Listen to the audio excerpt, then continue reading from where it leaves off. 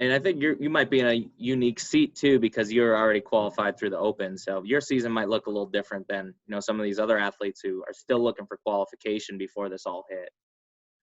I mean, our season's going to look the same.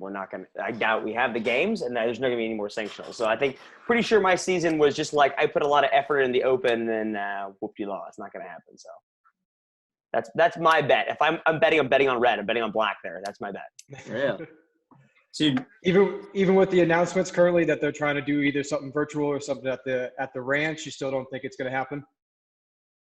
Yeah. So first initial thoughts is this: if we really based it all off virtual, left-handerus out of Theonidas out of Greece would have won.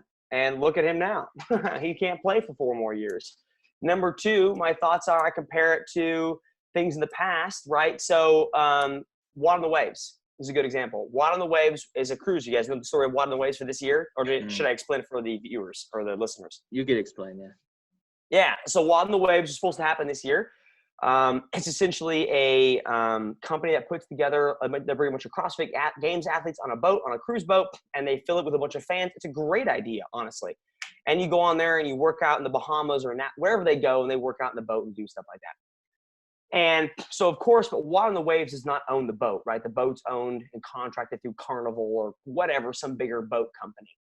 And so Watt on the Waves kept saying, we're not canceling this, no matter when all the quarantine hit and all the cancellations hit. Watt on the Waves was like, we are not canceling. We are continuing to have this against everyone's better judgment and against everyone else that naysayers, and everyone was pissed because they weren't going to refund anybody.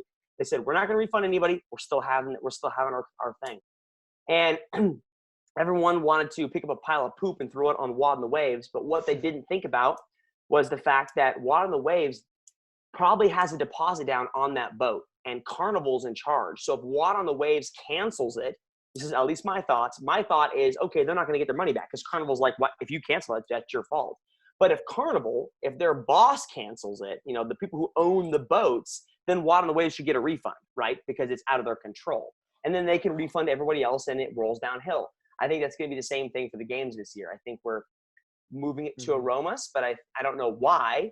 But my thought is it's going to be canceled because I think we're going to claim the games are going to happen because we're under contract with Reebok, and Reebok won't pay unless it's canceled by some other higher power. Not by Reebok, but by the state of California or the state of Michigan or Wisconsin, sorry, not Michigan. So until state of California says, yo, you're not having the games, then they're out of contract and Reebok still has to pay because it's out of CrossFit's hands. That's my thoughts. I have not actually said that vocally before, but that's my thoughts on the situation. What do you guys think?